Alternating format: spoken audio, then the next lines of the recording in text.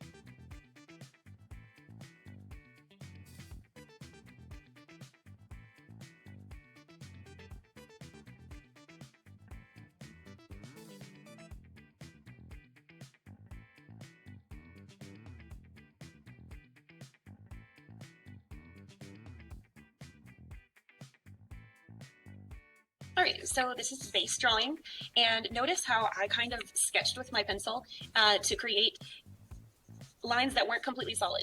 And then when I found the line shape that I wanted, then I went over it with my solid line. So places where I wasn't sure kind of the shape that I wanted, I really kind of sketched that out. Now, you have to add hair. So let's add a hair shape right now. So hair comes up kind of from the bottom of the neck, right below the ears. And I'm gonna kind of just gonna let it kind of float up. So it's all kind of floaty hair floating up. So that's the outlines of my hair. All of this up here is gonna be hair.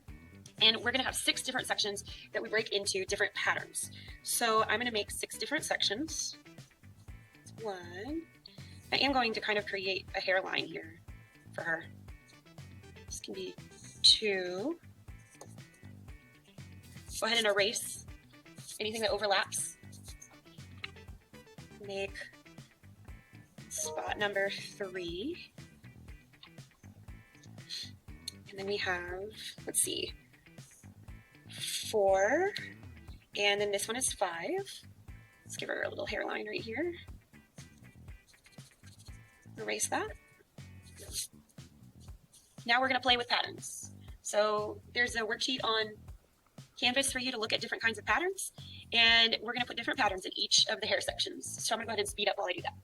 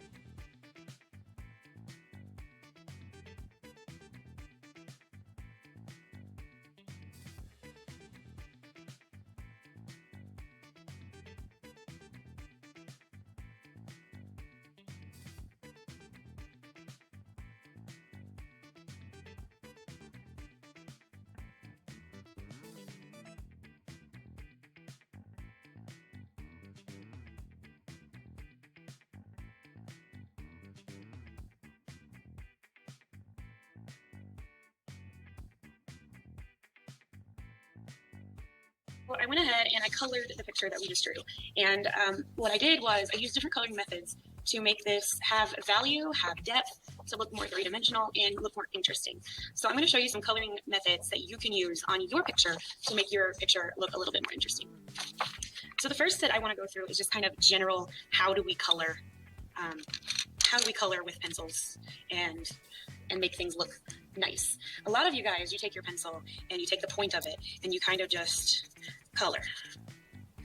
And when we do this, I'm sorry that it's blurring in and out. When we do this, we end up with a lot of white spots that we don't fill in. What is the point of coloring paper if we have white spots? So what I like to do is I like to kind of tilt my pencil a little bit to the side where more of the flat part of the pencil is touching the paper, and I make little circles.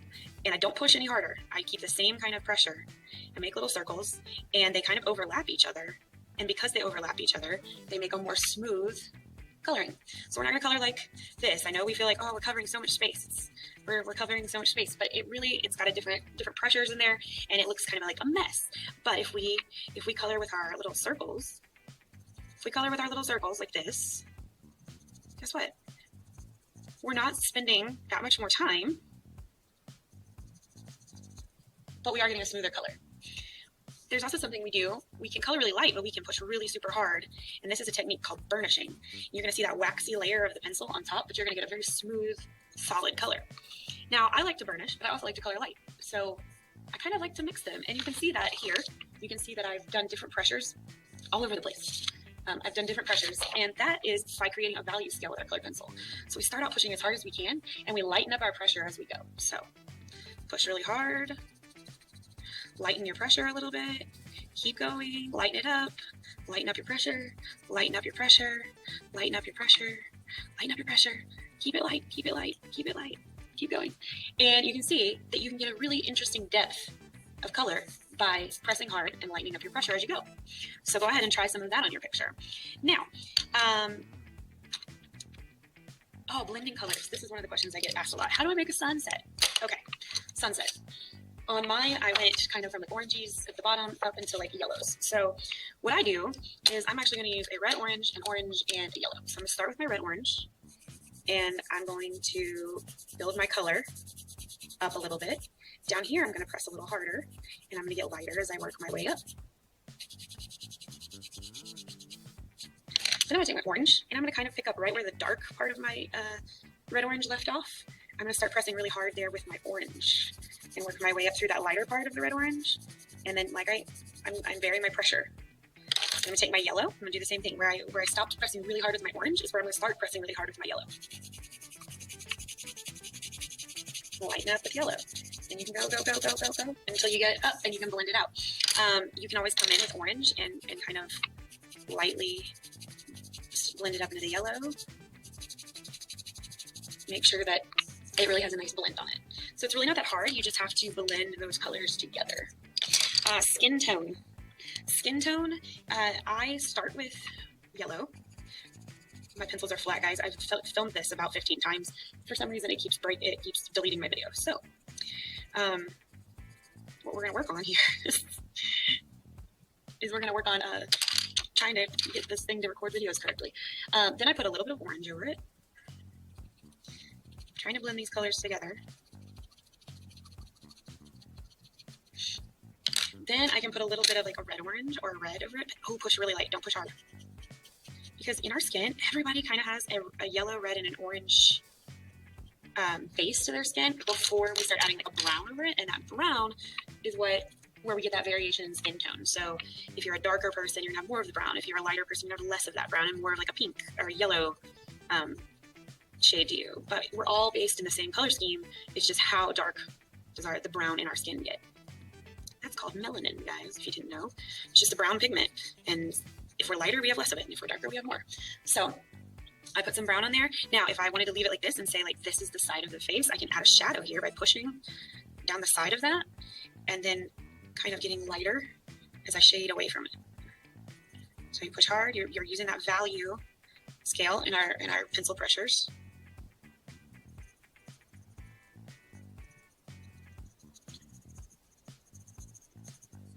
So I can build a little bit of a gradient there. Hold on one second.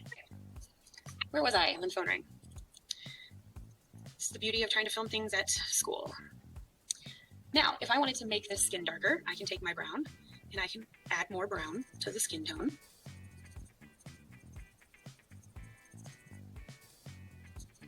We can add more brown and more brown and more brown. We can go as dark as we want. I always try to keep working on this little gradient over here. Let's say, yeah, we're gonna have somebody that's darker than this. Okay, we're gonna have to darken this gradient over here. Any place that there's a shadow, we're gonna have to darken up that gradient. That value scale that we were working on, we're gonna have to darken that up. Anytime you put shadows in, if you end up darkening the skin up, you have to go darken up the shadows. Okay, there are times even if your skin gets really dark, you do sometimes need to come in right at the edge of your shadows with just a little touch of black to darken up some of those shadows. So you see that made interest on that side. And if you look here, you can see that right where there's hair overlapped, you know, the inside of the ear, where the nose is overlapped. I wonder if you couldn't see it better without the light. Any places where something would cast a shadow is where I've put that shading. Okay, there's another look at this page. So what you guys need to do is find interesting ways to color. I don't want to see just flat color, and I definitely don't want to see this kind of stuff because you're 5th graders and you can color better than that. Okay, so good luck with this, guys.